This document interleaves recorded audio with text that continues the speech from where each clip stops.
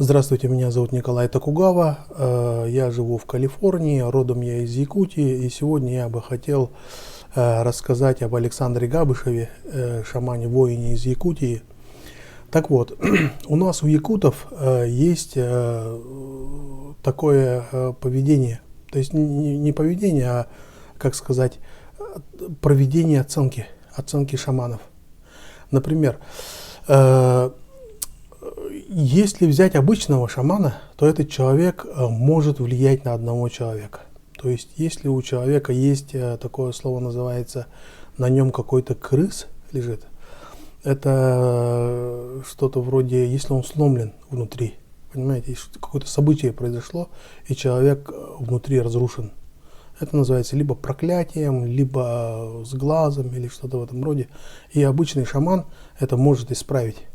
Вылечить у человека душу, вылечить тело, вылечить разум, понимаете, да? И исправить его вот эту линию судьбы, да?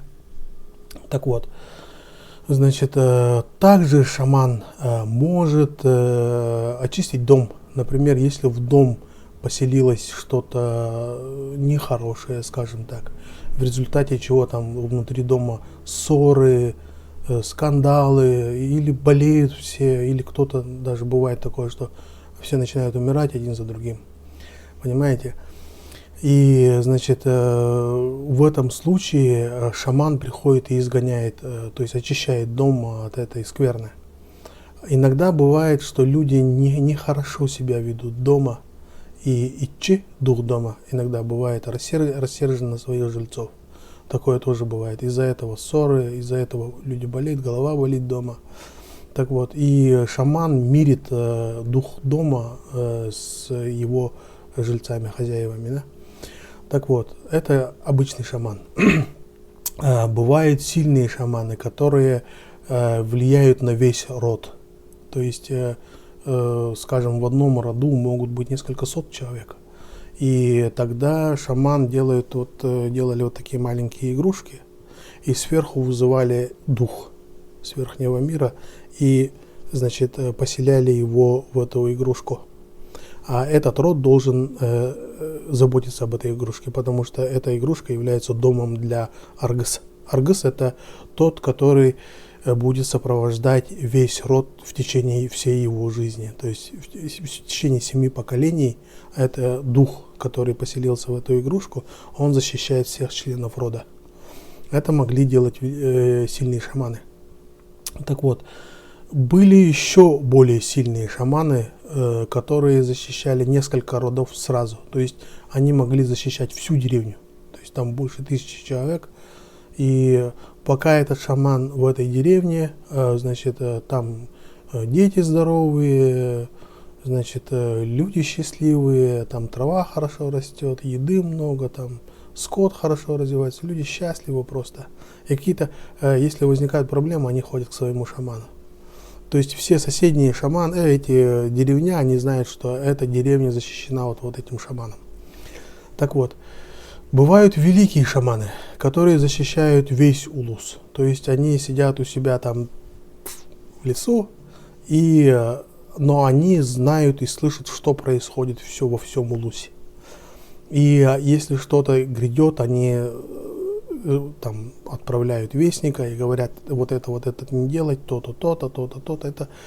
Это, как сказать, они почти что управляют, можно сказать. Это как бы они знают, что будет, они оберегают от всех напастей, от всех этих, что может произойти в этом улусе. Они все это вот заранее знают, предупреждают, защищают и так далее. Это сложная работа, посильная только великим шаманам. Так вот, эти шаманы бывают известны, ихняя слава гремит там по всей Якутии. Такое бывало раньше. Ну и сейчас тоже есть шаманы, которые известны по всей Якутии. Если взять Александра Габышева, то влияние этого шамана распространяется на всю Россию, ребята, на всю Россию.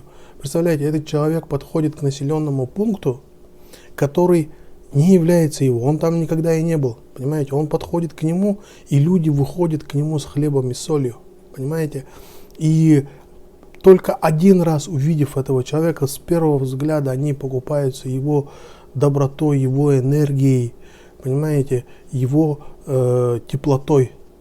И вот он идет с одного населенного пункта в другой, и это повторяется, и увеличивается, и увеличивается. Он был в Чите там вся Чита, как сказать, подпиталась энергией. А потом Бурятия, тоже там люди подпитались энергией. И перед нами точно можно сказать, что это великий шаман. Такого, которого никогда еще не было. Потому что даже в царские времена, когда Петр I призывал себе шаманов, не было таких шаманов, которые влияли на людей в таком масштабе. Так вот, если нам прислали такого великого шамана, ребята, Россию ждут огромные перемены. То есть, я не знаю, на что это вообще будет похоже. Так вот, как говорил Конфуций, значит, не дай Бог человеку родиться во время перемен. Так что нам понадобится очень много удачи в жизни. И мой вам совет, значит, пока этого человека не заперли, значит, шамана, да, пока с ним не расправились, значит, поезжайте в Якутию и просто вот до него дотроньтесь. И если у вас судьба шла по кривой линии, она выпрямится. Если у вас по жизни был сплошной спуск, он превратится в подъем. Если у вас в жизни было все не так и все не то, будет как раз так и будет как раз все. Понимаете, ребята?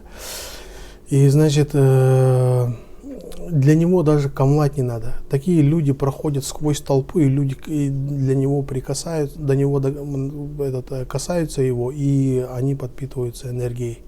Понимаете, это вам очень понадобится в жизни. Это мой вам совет, значит, может потом спасибо скажете. Так что, ребята, все собирайтесь, покупайте билеты, езжайте в Якутию, просто прикоснитесь старца, великого шамана. Такое бывает, знаете как. Это повлияет не только на вас, но и на ваших детей, и детей их детей, понимаете, 7 поколений так. Ну, удачи!